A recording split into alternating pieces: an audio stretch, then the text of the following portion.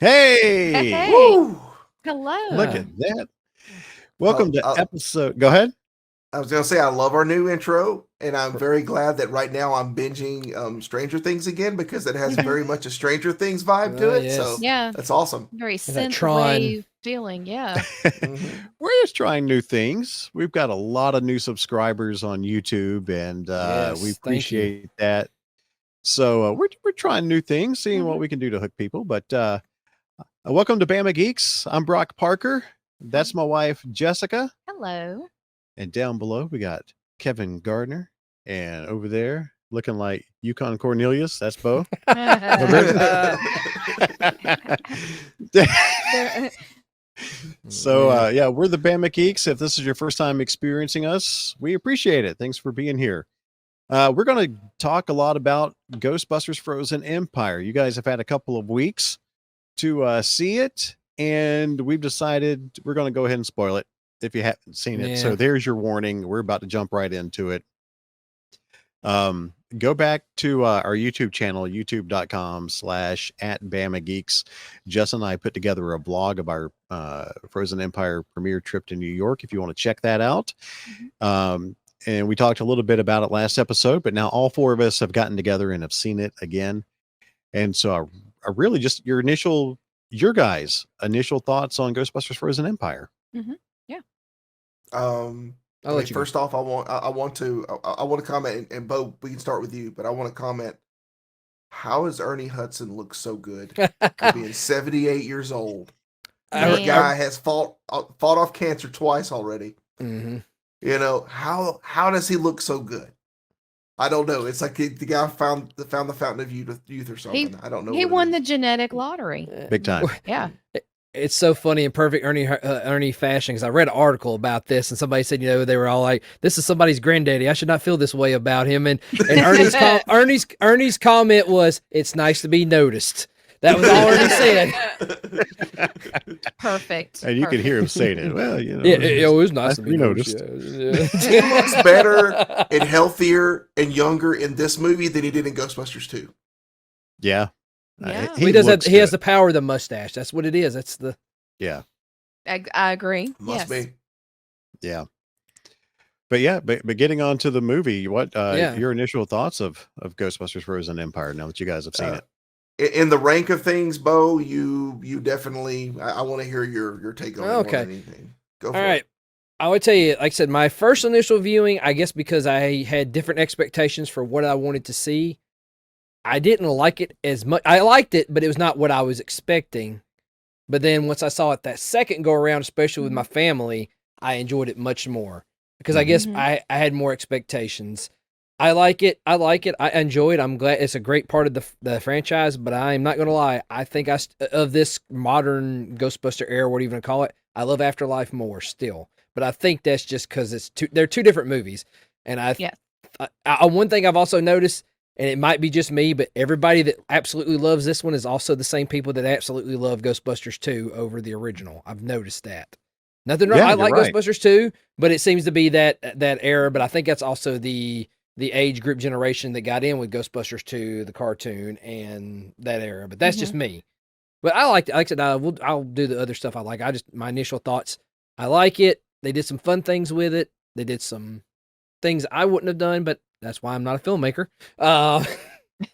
But it handled it well. Like a lot of my fears I had about it, it didn't happen, and it did what I did. But like I said, we'll all elaborate all our thoughts there. Like it's what I got. But like I said, I enjoy it. I think it's a good part of the family now.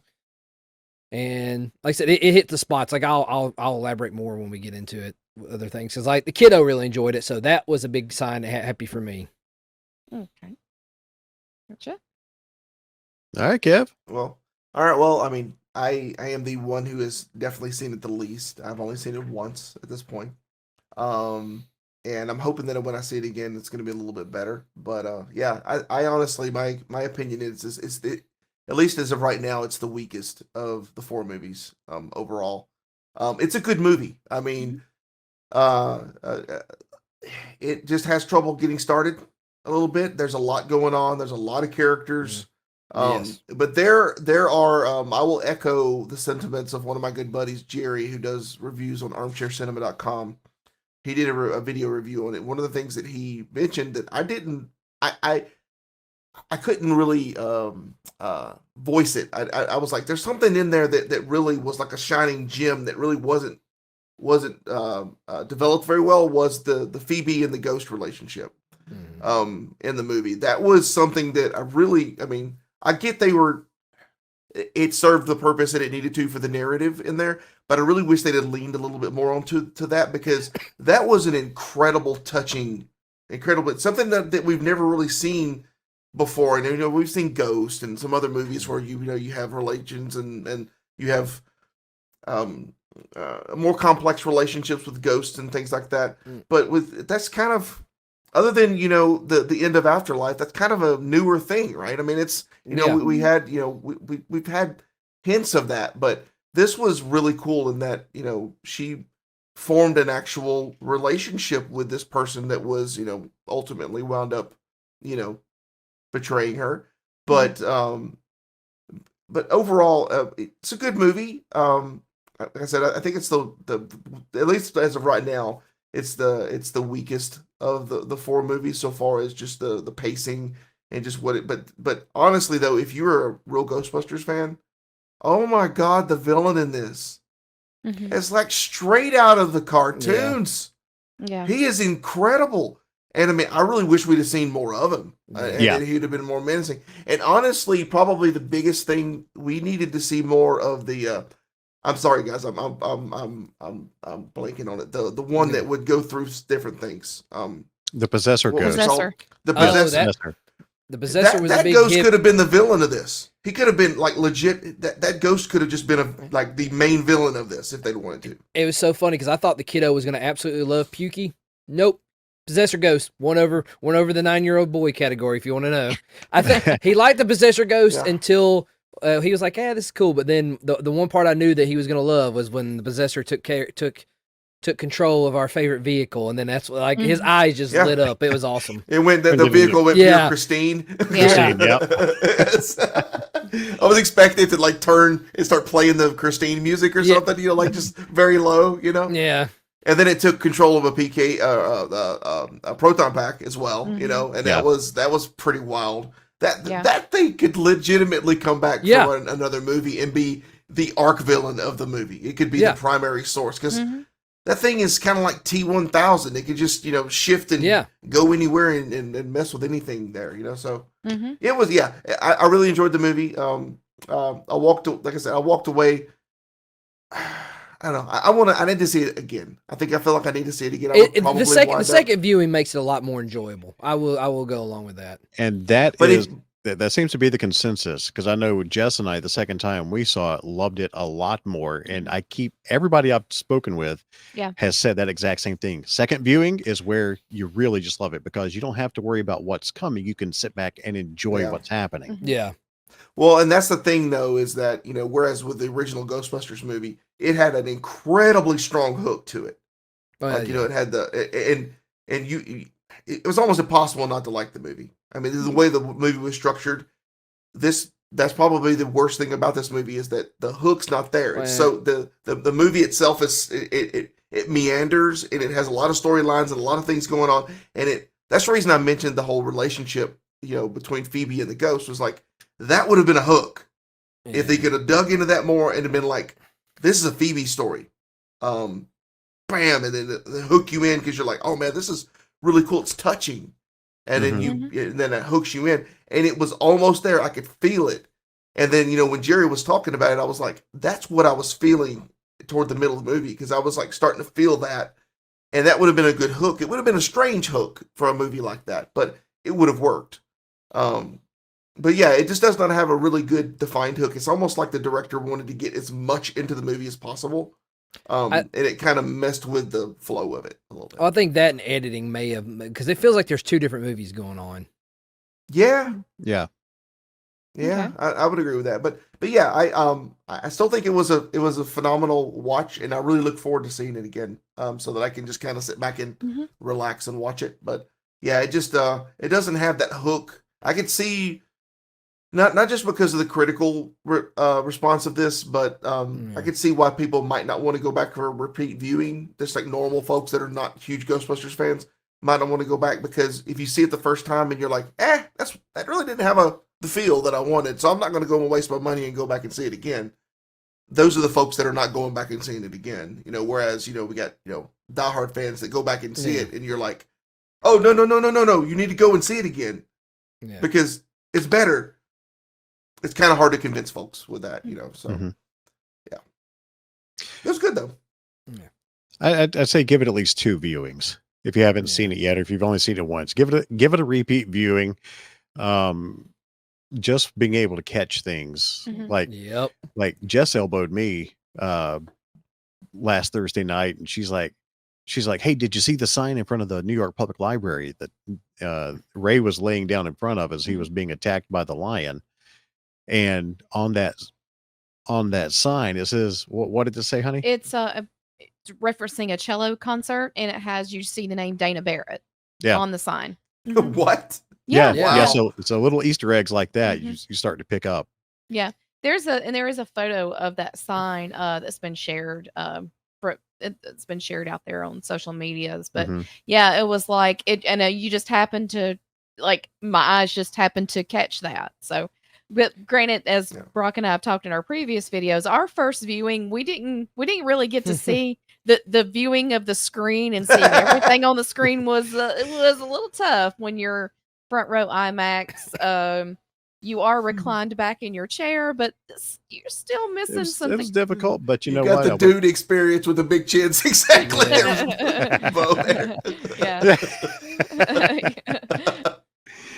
You know what, though? I mean, seeing it that way for the first time was awkward, but at the same time, being able to sit right in front of Pat Oswalt and McKenna Grace, Ernie watching Hudson, it, and Ernie, Dan, in front of the entire cast, and knowing that they're just kind of right behind you.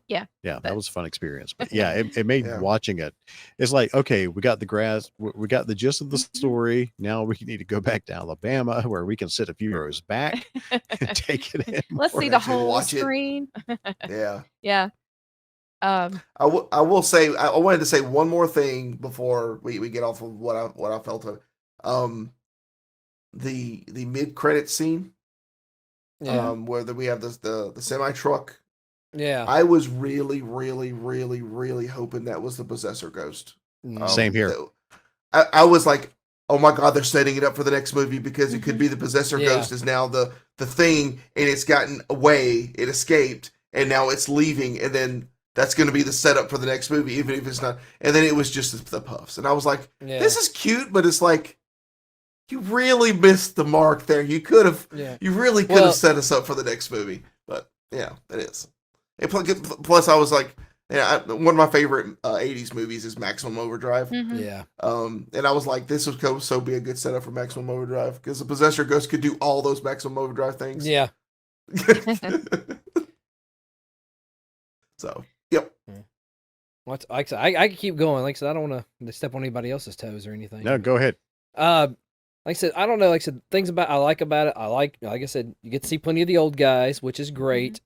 At the same time, like I said, I do like it. Let's see, I'm trying to think. Things I love is, made me think. You was talking about Melody, which is the ghost we're referencing. Which I like her, but also at the same time, there was a discussion on another thread. She took away from the real threat. They focused more on her, I guess, kind of being. She was like the Silver Surfer of Garaka, but not. You know, like there was more time in the movie was spent by, oh my god, we got to deal with Garaka. Garaka's coming, and then you got 10 minutes finale. Like for a movie called Frozen Empire, it only spends about 5 to 10 minutes being frozen. Yeah. See, that's I think this goes to my expectation. I was expecting Garaka to show up mid movie, containment unit gets loose, everything is out loose, so we're dealing with other things going on in Garaka. Because like they say, like every ghost they ever dealt with got loose. That's one thing I was kind of hoping. I would have been neat to throw like a nice little cameo of either one of the theater ghosts. Yeah, the Scoleri brothers. We got to see the library ghost. So yeah, see that's cool. The library ghost was cool. It was cool, but then also really like it served no purpose beyond, hey, it's her. Yeah. Cameo. Yeah. Yeah, But like, she's still in the library. They Yeah. never called her, so she's still there. Yeah, that's true. And like I said, I liked Patton's character; he was funny. But I'll tell you who I really like as our newest addition is James Caster. Yes. Pierce. Yes. He 100%. like they could do that would be if they wanted to do like a little web series or just like a little small quick 2-minute thing. They could do like a day-to-day his day in the engineering course. Mhm. Yes. Yeah. Like that would be just just something on him. And it made me dive into him because I didn't know it, but he had there's like a comedy Netflix special. He has a very quirky sense of humor. So if you're going He's to dive British. into it, yeah, he's not. From what I watched, he wasn't very crude, but it's also just like absurd and quirky humor. So, but like Okay. like I said, yeah, Piers, I really like him. Like I said, I could deal with just just him watching his day to day, and like I said, I'm glad everybody came back. But once again, I like Lucky, but beyond her just being there to being there, Mm-hmm. She didn't have much of anything there. She had Yeah. that one big scene where Yeah. the proton stream got frozen Yeah, and yeah. stuff, but we had already seen that in Yeah. the trailer, right? yeah, Well, and the thing is, in that part of the trailer, you saw her, and Yeah, then you almost- saw her eyes start to freeze over, and that was completely Yeah. cut from the movie. Mm-hmm. Yeah. yeah. Yeah, so a lot of And- things and- that were and- in the trailers were not in the They- movie. see, that was a nice little moment. Like I know they did little nods to other things involving. Like that would have been a really cool nod to Sigourney if, like, when Garaka's coming near Phoebe, he could have thrown away, "Get away from her, you know what?" So, Well, one of Little the alien things I didn't reference, but- mention, Oh. one of the things I didn't mention was this movie was more scary than funny. yes, there was a lot of good. There was a lot of this is a scary movie. It's like it's not it's departed from. There's a lot of comedy in it. You know, Yeah. they got comedy, but it was more scary than funny. I walked away and I was driving on my way home and I was like, that was more of a scary movie than a comedy. But I give it. I think that's where they kind of missed the mark as well too, Yeah. a little bit. And one other thing that felt weird for it to be New York City, it felt very empty. Like I know it was technically London. Like when Phoebe goes to the park and she's the only person in the park. Yeah. Well, I mean, I did Central Park at night, and there's places where it's not incredibly busy. Yeah. But you could potentially. But like, But even probably, like, even when oh. even when Jess and I were up there a few weeks ago, even in Times Square especially like at midnight was not nearly as crowded as it was the following not. day. So yeah, I Okay. mean New York apparently does have its quiet times, and I would imagine in Central Park that they would have a little bit more Quiet-ish. dead areas. Yeah. But the one thing I will rant and rave on, like you said, you were talking about, like the set design and the props. All those guys, like, they deserve like an award medal. Like, even though that was a complete recreation of the firehouse, like it felt like the firehouse, and like it smelled like, I don't know, it might be just one of those mental things, but you expect it to smell like an old building, and I could just get that from the visual aspect of it. And I saw some cool behind the scene photos, and I have to go back and watch the movie when I can, but I didn't notice. But apparently on the ceiling, there is a new spot of plaster where the containment unit blown, which that And is on the another floor. thread. That's And another on the thread floor. they left hanging. It's the finger in the dam for the paranormal. But then that's one of them, and because not every ghost went back in there when they sealed it up. If you go and you watch the Adam Savage did a walkthrough, yes, where he walked through the firehouse. That's why I knew about that. Was he pointed out? He's like, when I first walked in there, the first thing I noticed was that the ceiling, that they had actually gotten that where the ceiling was when it had been blown out. That's the little stuff I like. Like I said, like I said, I'm sorry, I'm scatterbrained with all of it. I'm thinking about it as I think about it. So you're gonna have me ranting and raving. Like I said, I'm not ripping. I love it. I like it. I enjoy it. But like, there's things I can nitpick, but that's just me being. I guess I've been the return to New York. I don't know. Yeah, and of course, Dark Horse Comics is releasing a 4-part comic book series that details how everybody got from Oklahoma back to New York. It kind of ties together Afterlife and this, because this movie starts out, I mean, back in New York. Yeah, back in New York, you see the 1904 Manhattan Adventurers Society, and next thing you know, you're chasing the sewer ghost, the Hell's Kitchen sewer ghost. Sewer dragon. The opening dragon, sequence, love it. The 1904, that's wonderful. That was great. That was so good. But You see your standard fan though, your standard fan, not not one of us, Yeah. and I'm probably a little more of a standard fan than you guys are. But your standard fans, they're not gonna do the comics, so Yeah. they're not gonna follow that. So it's like, why do they have to go back to New York again? They just did one, and it wasn't in New York. Why couldn't they go to Texas or something, and done something a little different? And we can definitely talk about this in just a bit, but I mean, the future of the franchise. I mean, right now there's an animated show that's going to be appearing on Netflix. That's in the works, and maybe they venture out to different franchises with that. Different areas of the country and of the world. Who knows? Yeah. The Georgia Ghostbusters. Well, we know them. There was a great run they did on in the IDW series. I think it was Haunted America, where they kind of went to a couple areas. So that would be something funny. They could go. There's a lot of cool places they could go if they did that, or ever how you want to do it. Mm-hmm. It just from the perspective of us all being in a franchised make believe thing that we're officially recognized, but still they mentioned franchise rights in the movies, and we still haven't seen anything with franchising. Yeah. It's like, come on, guys, let's just mention something else so that we can be a little more legitimate, other than just Ghost Corp saying that we're legitimate. Yeah, I agree. And before we hop off the comic book talk, go back to the IDW run and go look at the episode, the issue that's got Winston where he gets married. And which issue? number 13. Yeah, it was towards the peak of the last, or towards the end. Yeah. Yeah. If you go and look at Winston's wedding ceremony, look in the very back, you're going to see a couple of guys back there that look sort of like me and Bo. Well, me with my old beard, just the chin. And Rookie's in there too. Yeah. Yes. Dan Schoening, the artist, put in little Easter eggs, and Bo Rookie. It is and isn't us for legal reasons. Yeah, that's right. Mm-hmm. Yeah. There's many Ghostbuster fans who have cameos in it through that entire series. Yeah, that I will tell you, you get Facebook memories, and I get Google Photos memories and stuff that come up where and some of them I'll come up with some older 10 plus years of you, Bo, and it's like, man, this is like pre-lumberjack Bo. Everyone's enjoying the beard. Tell you, man, Yukon Cornelius. Well, I think if I keep it up, I may, in my older years, I might be one of Santa's assistants about the way this beard is growing. I think, and the way it's graying too. So, oh, come on now. Yeah, I don't want to hear it. Yeah, that's true. That's true. I didn't realize how much gray I had until I started letting it grow longer. So, yeah. So yeah, good movie. Good movie. Yeah. I look forward to seeing it again. Yeah, that's one. Go ahead. No, you're good.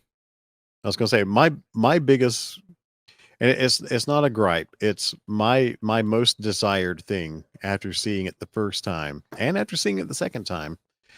Was I wish they would have added about 10 to 15 minutes more, and really had some really deep Garaka scenes in there, like you said, Bo. I mean, it was. The city was frozen for all of a handful of minutes. I really would have loved to see him cause some more chaos, because he definitely has the makings of a fantastic villain.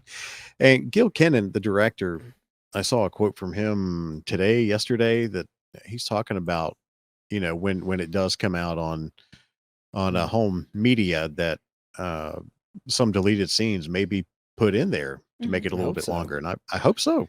Yeah. Well, like Venkman, he makes here's a great quote. He says, "We tried being nice, but you never seen them try and being nice." Well, he tried to share his bottle of whiskey. Oh yes, maybe Schnapps. I don't know. I love that he pulled that schnapps out, and by the next time we saw him, he had already killed that thing. You could tell he almost like he had a little bit of a swagger, and I was like, I think he's drunk. That's one thing I will say for this movie. As long as Bill Dodge doing another one, he actually looks like he actually enjoyed every second of this. It really did. Dan did. Oh my god. Oh, Dan. Uncle Dan was 11. Man. Uncle Dan was at 11. I love it. Yeah, I really appreciated how much screen time they gave the original GBs. Yeah. Especially Dan and Winston. Mm-hmm. Oh, Dan and Ernie. They I- Ernie has been so overdue yes. his respects from Ghostbusters, and I think this movie really did a good job of putting him in there, and he's the head sex appeal in charge for sure. Yeah, from being the guy that got pulled in to replace Eddie Murphy because he pulled out originally, and then supposedly with the original movie, and then he just kind of was the thing. He's moved from that to now being like the dude. You know, he's Yeah. he's kind of the main draw. I love it. Mhm. That was the other thing I was kind of interested in. You know, Winston made his fortune being they said he was a philanthropist and businessman. Never got to really see what Zedmore Industries was. Yeah, I really would love some more backstories, and I think maybe this is where Ghostbusters will be serviced better in a television series Yeah. instead of movies. At least for the time being. Let's see some backstory building. That's one thing I love is the story aspect. And as everybody has said, there was definitely a lot of storylines in this movie, but at the same time, for me, there were a lot of storylines. But if you took one out, it seems in my brain that some of the other things may not have worked or been as Yeah. connected. So there were a lot of storylines, but they were there. I really believe they were there to serve a purpose in at least some small capacity elsewhere Yeah. in connecting everything.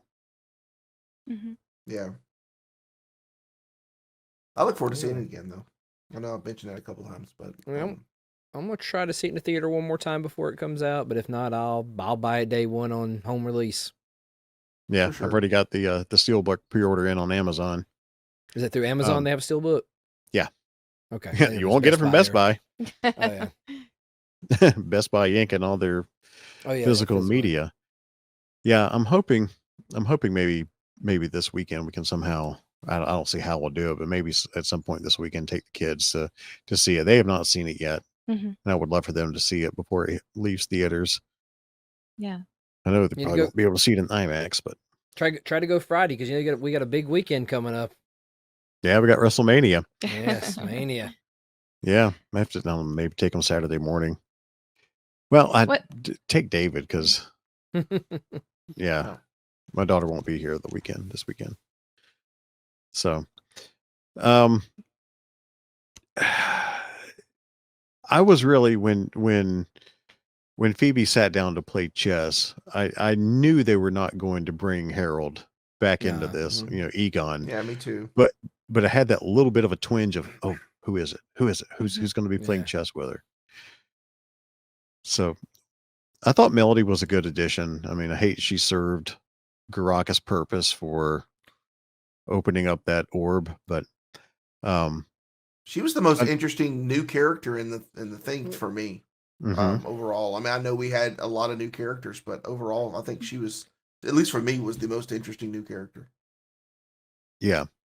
Yeah. Yeah, and Phoebe just wanting to be accepted and understood. I mean, she was being kind of cast out from her. She was looking for a connection, Mhm. and that's where she found that connection. And then, ultimately, she was, she let her guard down. She trusted, and then her trust was betrayed. We all got burned. She's a teenager. She felt used. She made mistakes. She felt used. She made a mistake. Yeah, and then it's all a part of it's a life lesson, I guess. Yeah. Unfortunately, her mistake could have doomed the entire world, but right. Yeah. Instead of just getting arrested for whatever, Yeah. I had seen the first 2 trailers that had come out. I avoided the international trailer, and I stopped kind of checking in on the TV spots that were coming out close to release, and then the final trailer, because I was just I was like, okay, I've seen what I want to see, and I'm good with what I've seen. So let me take let me take that into the theater with me. So I found it funny that, when I went back to watch the trailers that I didn't watch, I was like, okay, I could have been good, because it's what I saw in the trailer wasn't, was not in the final cut in the movie that I saw. So I kind of found that a little humorous. I also agree with Brock. I had my only criticism, and if you can call it a criticism, was just that yes, I would have liked to have seen the third act a little more escalated, a little more battle. I caught wind of that. Uh, all the ghosts we've ever caught, Yeah. they're loose, they're a threat, and yeah, a little more frozen New York City. I would have enjoyed seeing that, but that still doesn't take away from the fact that Oh I no. enjoyed the movie. Um, and the one thing that kind of the more I've had the time to kind of think about what I saw, and just like you said, the originals, the new and the originals, they came together. There was kind of a, the passing of the torch mentality as well. Mhm. And Ray's story of, I love this is, he's the heart of the Ghostbusters. This Yep. is it's his baby. He loves this. And Mm. the coming to realization of like, I'm just, I want to My still be time's doing this. I want to do this. I never want to stop Yep. doing this. And realizing that I can't do it like I used to. Yeah. Golden years. I take away the Yes. whole, that him and Winston, Yeah. their moment they had together. Their argument. The argument. Yeah. I mean, Yeah. it was These are just my so, golden years. yeah, This is, it yeah, was this is so how I heart was. wrenching.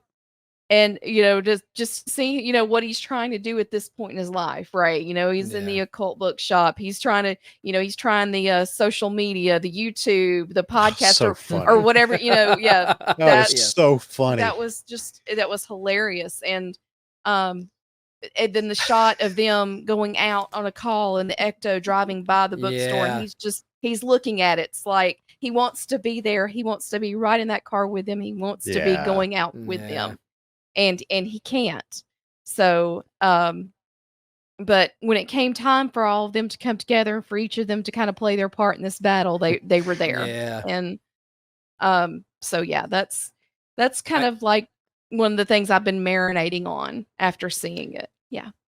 Like when the home release comes, I cannot wait till whoever in the fan group is going to make a montage of all of them where it's playing, the Golden Girls, thank you for being a friend, but it says the golden years.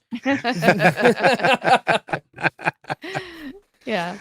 Oh, the whole putting Ray onto YouTube, he and podcast. Mm-hmm. Yes. I adored that so much. That was so hilarious. And my partner here wants me to remind you to like and subscribe. And but hey, please do that on our YouTube channel. Yes. YouTube.com/@BamaGeeks. I While we're gotta on that find that. subject. If you're enjoying that it. sweet, find that sweet green jacket Ray is rocking at the beginning of the movie. Yeah. Well, it's something too. I was going to make mention is when we had a chance to talk to Logan at the party, the pre-premiere party we attended, just chit chat and small talk. He asked where we were from. We said Alabama. It's like we got to get you to Alabama sometime. We got cons happening there, and have you ever been to Alabama? He's like, no, I never have been. And then the line in the movie where he tells Phoebe that his family thinks he's at space camp. Yep. There is space camp. It's in Alabama. So Huntsville. yeah. So I kind of, the first time we watched the movie and I heard that line, I was kind of thinking back to talking to him at the party. And it's like, no, he's never been to Alabama. So yeah, he lied. He's never been to space camp. So he's never been to Alabama. Sounds to me like he needs to go to space camp. That would be hilarious. That would be good. So in the what we like to do in tying Alabama things, pop culture and Alabama things back to this podcast, space camp was mentioned in Ghostbusters Frozen Empire. So there you go. There's your Alabama connection. Good call there on that one. And then he starts playing the recording of the countdown. Yeah. Right. All the noise in the background. Yeah. That was good. That was really That's good. all we do at space camp. We just listen to nonstop countdowns. Of the three kids, he is the one that had the biggest growth spurt between Afterlife and this. Gosh, yes. Yeah. That happens to boys. One day they're as little as they are, and they have those little boy voices, and the next thing you turn around overnight, they've done shot up and their voices are deep. So yeah, Yeah, and they could eat your entire refrigerator out Yeah. with no problem. Oh, Yeah, yes. 10,000 calories a day, and then they can keep going. Yeah, And made me think Appetite of a Young Boy. I have to. There was another thing I got to brag on the prop department. The Slimer, physical Yeah. Slimer, looked so good. And he looked great. Yeah. And Yeah, he he did actually look kind of ate. That's where it also kind of had the tie into RGB. He did kind of have an RGB Slimer moment in that movie Mhm. too. So He did. Could you guys the way imagine what that pile of candy wrappers oh smelled gosh, like? Oh No. my god, beat us! Yeah. yeah. I definitely love the way that they got rid of, the possessor as the Yes, pizza. as I say, So that that's a very RGB esque arc type thing. yeah. I know that guy. Yeah. Oh, well, had a lot of time to sit up there in the attic and eat since Venkman has not been torturing him. Yep. That is wild to so. think if he's been in the firehouse for 30 plus years, almost 40 years. Mm-hmm. And Yeah. that's I want to know where because the end of Afterlife, this when they go back to New York. I mean, the firehouse is just run down and shut down. Where did he get all that food? he's Slimer. He can leave the yeah, firehouse. yeah. That's just where he lives. He could leave, so he could go. We saw him, eating in GB2. He was out eating hot dogs at a hot dog vendor. I would say technically, all right. So like Ghostbusters 2 is 89, and the way they talk it, like that's the other thing I would like to see a big filling gap. Like to me, just me guessing, I would say they probably closed shop maybe 98, 99, early 2000s. That's when they officially shut down because that would make sense for the time that Egon went to Oklahoma. So, so essentially, Slimer's been camping because, of course, we know he was eating Lewis's lunch in '89. Yeah. Thanks to Ghostbusters 2. That's what we need to do. We need to have a sit down one day and do a what if, what happened. Yeah. Grunge killed the Ghostbusters. That's what it was. Grunge music. The Seattle Sound versus the Ghostbusters. See, that would be if they did that animated, like they could do a time period piece from the 90s. Of course, I know, like I said, I know Ernie would do his voice. Ernie and Dan would do their voices in a heartbeat. I don't know about Bill. And then for Egon, what would you do there? I mean, outside but of we Maurice, know maybe. now essentially Afterlife, they applied the Stranger Things formula to it for Afterlife, right? So they brought the kids in. Yeah. And then we were kind of coming hot off of Stranger Things, and the people were lauded and criticized for doing that with with Afterlife, but it turned out it was a good thing. So we know that formula works. So just apply that same formula and do some TV series. Yeah, it doesn't even have to be the same kids. Just do some different kids, whatever. Mm-hmm. Yeah. Yep. I'm definitely interested to see what the next steps are. Mm-hmm. We waited 30 years essentially to get a new Ghostbusters movie, and we had Answer the Call, and then we had Afterlife 5 years after that, and it's been 2 years roughly since we got Afterlife. So do we take a break now and kind of let Ghostbusters live in the television world and build up some stories that way before we hit another one? It depends on what they want to do. If it's going to be character heavy, yes, we need a TV series. If it's, they're going to have multiple characters, but like if it's just going to be, I think like maybe do that, but you need to have one central focus for a movie. Man, Ghostbusters could so easily live in TV, and it would be so good. Like just mind-bogglingly good. They could explore a lot more of our RGB. There's so much they could do with that would be weird in a movie. Like like in the movie where we had all, like you guys said, it was like there were 2 movies going on in the same movie. You had mentioned that, Bo. There would have been a problem in a TV show. I think that's also the modern consumption. People are good to sit down and watch a whole series or the streaming series type thing. It would be interesting what they do because Sony kind of doesn't. They're one of the few major studios that hasn't done their own exclusive streaming thing. So that would depend. But like I said, the animated series is supposed to be on Netflix, correct? Or, Yeah. Mhm. Yes. They usually either bounce between Netflix or Disney Plus, right? Like- Because with all their Marvel stuff being Yeah. teamed up with Disney. So yeah, it's gonna be interesting to see what they go with this. Honestly, I mean, I could definitely see that living on Netflix for sure. Especially sitting. I mean, it would be basically you watch an episode and it says, "We also think you would enjoy Stranger Things." Yeah. You know, Mhm. because it's very similar. It Yeah. would be so similar. Well, like I said, if they wanted to build off the RGB formula, you could do the Ghost of the Week, and then you could have the overarching big bad coming. Mm-hmm. I mean, Yeah. there's so much they could do. My gosh, they could do the series, and then it would be Sam Hain would be the major villain at the end or something. Because I was like, man, hopefully we'll get Sam Hain, and then we get the trailer with Cruel Summer, and I was like, okay, cool. So we're gonna go off with someone we've not seen before, except maybe in RGB. Mhm. This is gonna be kind of cool. But you know, I would like to eventually see Sam Hain brought in Yeah. live action. Yeah, and one of the things that did strike me when all the ghosts are released from the containment unit, they're generic white Mhm. Yeah. spirits. They're not Yeah. recognizable. Yeah. And I was kind of a little disappointed in that, like you didn't see a fleeting glimpse of Boogeyman Like- or something fly Or out like of there. Like I said, the cool outside of Garaka, that whatever that blue ghost that was in the shadows in the research center, that's Mhm. what I wanted to Yes. see more of. Yeah, That dude, thing yeah, that was awesome. Yeah. And that also contributed to the movie being more scary. You know, that was a Yeah. a Stranger Things ghost. That was or Mhm. like a creature of some kind. It was like almost like Demogorgon level, you know? Well, Mhm. Yeah, that's.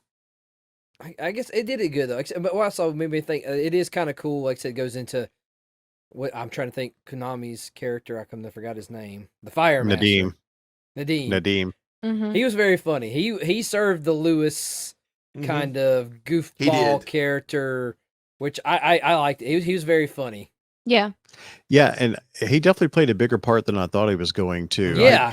You see him in the trailers, and he's bringing the orb to Ray, Mhm. Yeah. and I'm like, okay, so he brings the orb. What else? It didn't seem like there was going to Yeah. be anything for him to do, and he winds up being the hero of the whole thing, just about. Oh, Mhm. yeah. They'd have been Yeah. screwed if it had not been for him. Yeah. No. And it's also very funny that also the Ghostbuster franchise is all about teaching about metal elements. Right. Ghostbusters, and we have a firebender. Yeah, it's But like this is still one of the good things. Like also it did one of the things I've been scared about Ghostbusters for years, but I'm okay with it, is they updated the technology but didn't make it too unfamiliar. Mhm. Hmm. Right. I like the black Sprinter van that they've got. That Yeah, they just, like, that got the makes racks and they sense. just pull it out. I'm like, that's very appropriate. Mhm. Yeah. Yeah. And what that was feels neat? Yeah. Go ahead. I was just saying that felt like something that a company in a modern times would do. Yeah.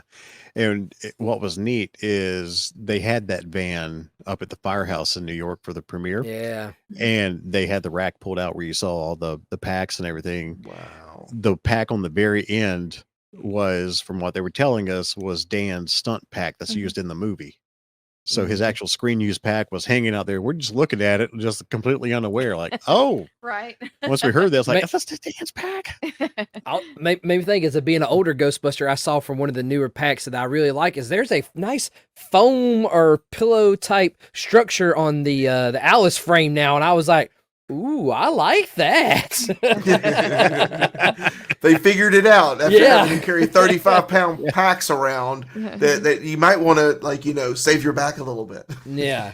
Yeah, that's why I won't wear my pack anymore. The one that I built back in 2011, just because that thing's almost 30 pounds. And yeah, I'm much older than I was back then. Yeah. Absolutely. And we went back to watch the interview they did on CBS morning, the morning of Yeah. the premiere, and Bill's talking about that again. It's talking about the packs, you know, the heaviness of the packs and them being the age that they are, and you know, he kind of went back to talking about that again. He Well, I mentioned think- it. I know it was mentioned, you know, when they were doing the press and stuff and talking about for Afterlife, but yeah, Bill goes back to making comments about the where they are now at this point in their life, and the weight of the packs and things like that too. Well, I know it's a divisive thing in the community, but I think didn't a few of them they were modified HasLabs. Hey, the pack that Phoebe had on at the end the of the McKenna, movie that was shooting out sparks. Yeah, that's a HasLab. modified HasLab. That's a HasLab pack, because if you go back and watch Adam Savage's video that shows how they did they did the physical sparks coming out of that thing. That was so cool. That was so People cool. getting HasLab mad pack. about this, that they were using HasLab packs. Dude, Yeah, the but Ghostbusters that's community gets mad about everything. yeah. Oh, so the He's so like no the lies Star detected. Wars No, community. Okay. no lies detected. No. Yeah. I love But being a part of the Ghostbusters fan community. You have been for more than 20 years, but man, Yeah. I that's think all I'll that's just say. fandoms in general. I mean, the Star Wars Mhm. community is like eclipses that. I mean, it's God, it's so bad. Anyway, yeah, you always get negative. Like we get the the first Star Wars poster for a series to show blood on it, like for Star Wars Acolyte, and I'm like, oh my God, this is going to be crazy. And then 2 days later, they're like, it's the female agenda. Oh my God, and I'm like, shut up. Just enjoy it. It's going to be awesome. It's going to be Matrix Star Wars. Yeah.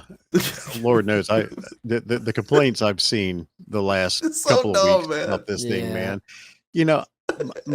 My thinking is completely, it had been since 1989 since we had a movie, and we had the promises and the rumblings and Dan Aykroyd constantly saying it's happening, and we had to wait 30 years. And be grateful that we got anything Ghostbusters related right now. I'm so happy to see this logo everywhere right now. Yep. Yeah. It's back in the public consciousness. This is what I wanted more than anything. Just, if you didn't like it, fine. Just say, okay, wasn't my cup of tea. Move on. But man, I'm so happy to be able to go back to events as an Alabama Ghostbuster. Yeah. And then you get the random question every event at least once. Are you guys real Ghostbusters? It's like, no, I know what you mean, but we just like the movie. That's as far as it goes. Well, and everybody's talking about, how do you rank this? And just for me personally, Go ahead. I want to hear the rankings from everybody. Yeah. Okay, so for me personally, I love the story as it goes along. I mean, yes, the original is the original. It's the first one. It's always going to hold that special place. But I'm legitimately, guys, I love the story as it's been told, as it follows along. So I can't really say that I like this one more than this one, if that makes any sense. You talk about like you said, when we first went in, the first viewing for all of us on this, you're more caught up in the thought of, what am I seeing this time? Or, you think about what you've seen in the trailers or what you've been hearing. And then it's like, okay, so what are you about to show me on screen? So you get kind of caught up in that. And that's why I think the second viewing on everything I saw every Ghostbusters that's come out in the theater when it came out. Same. Now, of course, 1 and 2, I didn't go back for a second viewing in the theaters, but I grew up watching it over the years up until the point, where we are now. And then, but I think that's always going to be that way. That first viewing, and then of course it falls into that thing like with sequels. You have your original movie, so how are the following movies going to hold up to that original? But I can't rank them. I just can't. I love the story as it's been laid out and as it's been told to us. I haven't been disappointed, honestly, with any Ghostbusters movie that I have seen. So that's just my take on it. Okay. Bo, what about you? What do you rank? How do you rank these? Well, this is just for these are not a ranking like a 1 is, number 1 is bad and 5 is the worst. It's just in my appeal of what I enjoy them of. Yeah. I'm gonna go, like I said, right now, of course, 84 original, number 1. It'll never be top for me. That is one of like 3 movies that, in my opinion, those movies will never change because I love them so very much. I would go Mhm. Ghostbusters, and then I would go Afterlife right after 1. But that's just because Afterlife is kind of a retelling, but a rekindling of 1. So it'd go 1 Afterlife, then 2 Frozen Empire. That may change over viewerships of Frozen Empire, but I think that's just because like I said, Afterlife tried to be an 80s movie. You know what I mean? Like it took the Mhm. technology out of it, and then it felt like I said, the Goonies and all that Stranger Things type thing from the 80s. Mhm. So yeah, Mhm. it goes 84, Afterlife, Ghostbusters 2, Frozen Empire, and of course Answer the Call. It's in Yeah. there, whether you like it or not. I like Answer the Call. I like Answer the Call. I don't love it, but I like it. But yeah, Mhm. that's my ranking, and that's Yeah. yeah. I mean, I- I it's just yeah. I like Answer the Call. I have no problems with it, but I just yeah, keep I keep it its own separate. It's outside Yeah. of the main storyline. Yes. Yeah. I tell everybody when it comes to Answer the Call, enjoy it for what it is and don't hate it for what's not, and Mhm. you'll enjoy it a lot Right. more. Right. Yeah, absolutely. Are you want to hear mine? Yeah, man. Ghostbusters 1, Afterlife, Answer the Call, Ghostbusters 2, Frozen Empire. Okay. Okay. I liked Answer the Call. So Oh, no, it's I not. always have. Oh, absolutely. It's fun. I'm not trying to. We don't got to defend it. It's fine. I'm just saying. I Oh, no. liked it. I really liked it, and it was its own story, and its own thing, and it was, it was cool. So I've always ranked it kind of high. I walked out of like seeing that going, yeah, this was better than Ghostbusters 2. It wasn't better than Ghostbusters. It was better than Ghostbusters 2, and that hasn't changed for me. So it's still, I still feel like it's my third. So far as because Afterlife is darn near as good as the Yeah. original. It's close. It's really close. Mhm. And then Answer the Call, and then Ghostbusters 2 has its own charm, and then Frozen Empire is just building. So I'm the same as Bo. That may change. It may be that I start liking Frozen Empire more than 2, but as it is right now, it is a distant Mhm. last. Yeah. As it is right now. It's not and again, it's not a bad movie. It's just there's a good chance that I've rated it that way because I haven't seen it, again or enough times. Mhm. Sure. And I think I'm a lot like Jess. I'll go in order for me, just 1, 2, and Afterlife and Frozen Empire, and that's simply not on quality of movie, just Mhm. chronologically. Yeah. Yeah. To me, it's just one massive story, and 1 through 1 and 2 are always, especially 1's always going to be my number 1 Mhm. movie. That's what I grew up with. Yep. Like Jess saw it in the theater back in '84. My mom took me to see it twice. I saw Ghostbusters 2 in the theater twice in '89 when it came out, and those will always be my top 2. Mhm. Interchangeable, maybe not. I don't know. I Yeah. just like them because of storyline wise, But yeah, Afterlife, I adored. Yeah. Simply adored Afterlife. I love that continuation and the closing of Egon's story. Answer the Call is going to be for me in last place, not for any other reason outside of it's not in the main storyline. Mhm. Yeah. I loved it. I thought for me with Answer the Call, the visuals, the glowing, just the aura of all the ghosts Yeah. and the colors they used in it. That's what really, I went, my inner child lit up, went, ooh, that's a bright blue, Yeah. I loved how I love the look of it. Yeah. And I like the Yeah. humor. No, And I get that. Yeah. it's one of only 2 movies that I like Melissa McCarthy in. Otherwise, I can't stand the woman. And fish tanks are just a submarine for fish. Or That's right. Yeah. I mean, just the jokes were just phenomenal, and they did kind of go a bit overboard with the whole gender bender thing a little bit, and I think that's where it kind of got people a little bit. But I don't know. I'm still it's an enjoyable movie. It's just enjoyable. If the negative thing that I will say about Answer the Call is not related to the movie itself at all. It's the fact that it appeared during a time when social media was around. Yeah. And it brought new fans into the franchise, and those a lot of those fans are just, I'll say they're trash. But But also, they it's brought came in some in, good people. it brought in good people, but there's been so much more negativity. It's kind of why I bowed Yeah. out of the Ghostbusters fan community for a few Yeah. years after Answer the Call, because I was excited about it. I loved it. And then just all the backlash just turned me off to Yeah. Ghostbusters fans in general. The movie's casting aligned with certain social agendas. Yeah. It is just the way that it was like, okay, we are going to do a new retelling of this, and it's going to be the opposite gender wise as to what it was in the original. Mhm. You know, like it just aligned with several social, and I think we know that it did. Yeah. And that's kind of where a lot of the negativity came in. But if you just watch it, like if you were to just go, I've never seen Ghostbusters before, and you just watch that, you'd have a good time. You'd have a good time with that movie. Yeah, Absolutely. Answer the Call for me. Answer the Call. Just like I said a few minutes ago, it kept that logo in the public consciousness. Yeah. It kept the name Ghostbusters alive, and that's what I was excited about. And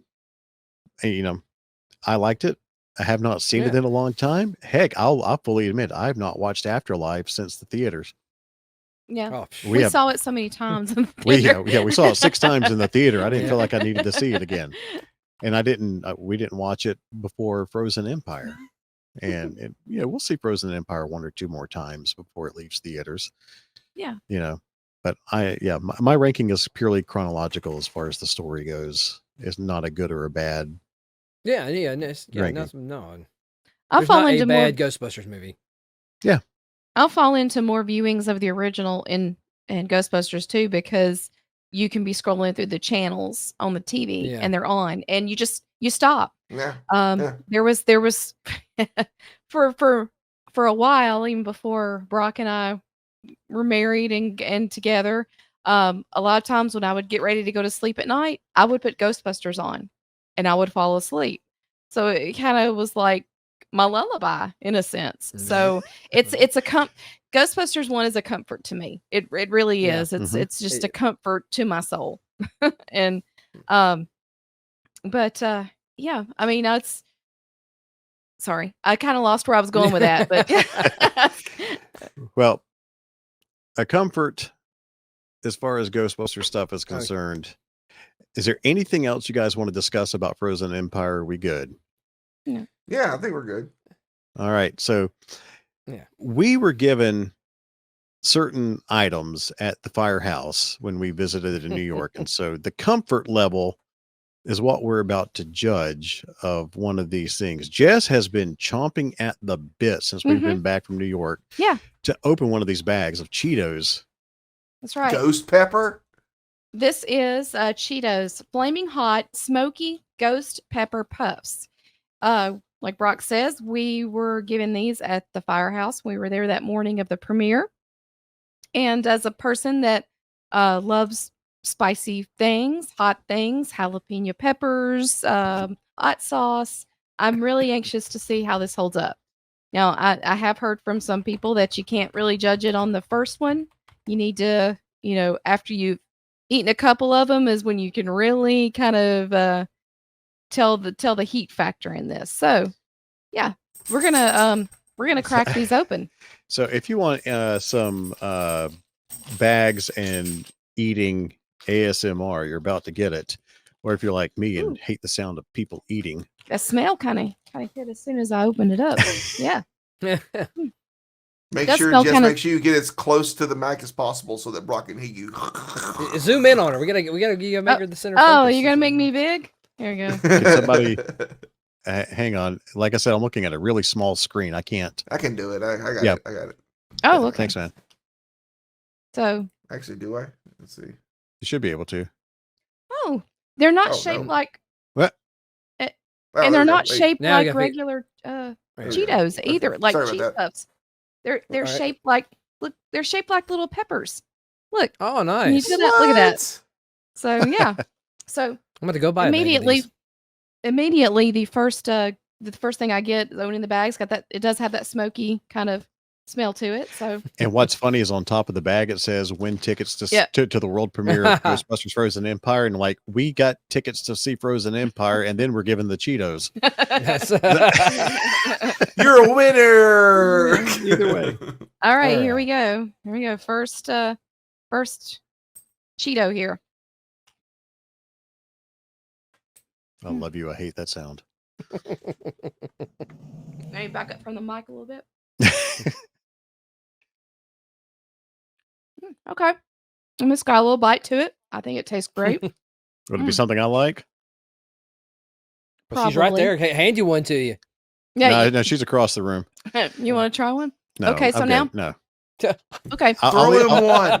Now I'm feeling some of the heat. Okay. Oh. All All right, right. go, throw me one. Can I? Yeah, Can you hibachi catch- shrimp. I don't know. Hibachi shrimp 'em. Here you go. Oh, did you? Oh, I Get got it it. off the ground. I do There you apologize. Yeah, they are shaped like peppers. That's yeah, really cool. isn't that cute? They're like little peppers. All right. Woo. Okay. I'm going to mute myself. You keep going. What's the Okay. amount of Cheeto dust that falls off when you eat it, though? Not much. Mm-mm. That's pretty tasty. Mhm. That's pretty good. It's got some bite back to it though. Well, hang on. Yeah, it does. Mhm. It's got the afterburn. Mhm. It's got the That's great. afterlife. Okay. I've had 2, so here's number 3. Oh, so this is the rest of the episode Yeah. will just be her eating. Yes. You know, that does have a little bit of a kick, but it's not. It's not a miserable It's got a burn. kick. It's got a kick. I like it. I don't have. Yeah. Cool. So I- I'll be avoiding that. Thanks. Mm. Yeah, I can feel the heat now, Yeah. kind of in my face a little bit. But I'm enjoying it. It's not bad. Well, save a little bit more for me, Yeah, please. I will. We do have 2 bags, but I really don't want to open the other bag. Yeah. Yeah, Because right now, these are hard to find. Yeah. I haven't seen them anywhere in a store. Have you? Around here? Have you? Mm-mm. Mm-mm. I haven't noticed. So yeah, we'll put this back with all of our other Oh. foods that we acquired during the afterlife, like the Stay Puft marshmallows and the Ghostbusters cereal, and Well, a lot of times it's up to the vendors themselves, like Yeah. the actual delivery stalker guys, to actually put them out. And if it's something that's like new and they know is only going to be a limited time or something, a lot of times they won't even bother. They'll just put another row of Cheetos up or something, you know. Yeah. it's like Takis. I mean, It it's, is, It's yeah. like Takis, yeah, but you know it's not like the crunch talk. You know, there's a crunchy texture to Takis, but this is Oh. little. I like it. I love I this. didn't do it. Mhm. I didn't do it this time. It's just me. I'm by my. Hey, there Yeah. you are. Yeah. I'm tinkering with this. Okay.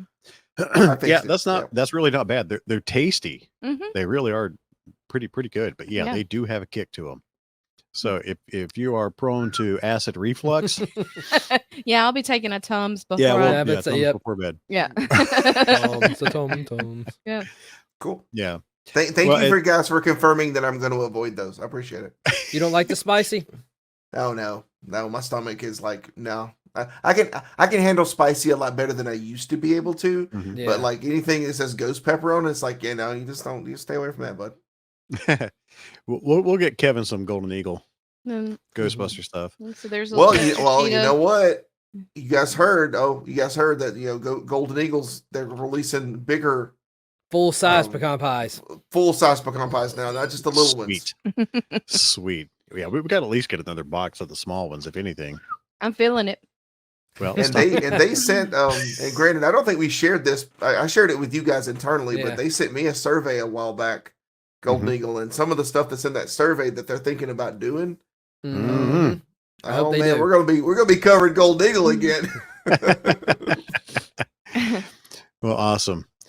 Well, as we wrap up Ghostbuster stuff, as of Sunday night, the total box office worldwide has eclipsed $108 million. That's a good. profit. The budget Yep. was about 100 million, and of course, after they had tax breaks and stuff like that from different places, you know, that lowered their budget a little bit. So, yeah, hey, making a profit. That's what we care about. So maybe Sony will keep it going Mhm. in some way. Summer shape, or movie form. season is it can be brutal. It can be brutal. So Yeah. Absolutely. But And Godzilla and King Kong, man. I mean, yeah, I really want to Yeah. go see that because seeing Kong put on like the Thanos' glove looked really Yeah. cool. Now you're playing with power. he just went part Transformers, what it is. Yeah. Because it totally looks like a Transformer. Like they just ripped it off Bumblebee and just stuck it on him. Yeah. Well, of course, to wrap up the episode, we'll give you our Southern words and phrases and dad jokes to leave you on a fun note or funny note.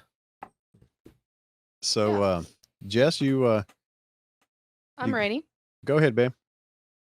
So you told your grandma that you came in first place in whatever competition you were participating in, and her response to you is, "Well, butter my backside and call me a biscuit." That's a good one. So this has nothing to do with buttered biscuits. This is just a long and descriptive way to show surprise at something unbelievable, something you never thought would happen. And this surprise is usually a positive. Definitely a surprise. Uh, Is Granny using honey butter? What she got on the backside back there? My backside, we call me a biscuit. That's Butter my backside and call me a biscuit. All right. Thanks, We're Granny. getting spicy in more ways than one here, huh? Grandma done got hold of the Cheetos. All right, well, I'm going to cool it off a little bit and tell you guys some corny dad jokes. You guys ready? Yes, sir. Yes. All right. Well, I didn't pre-prepare these as usual. I just ripped out my book and we're gonna rock it. I actually have a really cool, by the way. I don't know if you guys want to know this or not, but like over here, I literally have like a nice little tray that I like keep my books and my cards and stuff in here, like all of my dad joke books. So because I use them for work as well. I'm known for dad jokes there as well. He is accessorizing the joke. Oh yeah, man. It's got its own little area there. All right, guys. What do you call a herd of sheep falling down a hill? Mm. A lamb slide. Oh, Bravo. bravo. That was One more for you guys. All. One more for you guys, and you got to kind of think of the word here to Okay. get this one. So, what has two butts and kills people? Cranny, apparently. An assassin.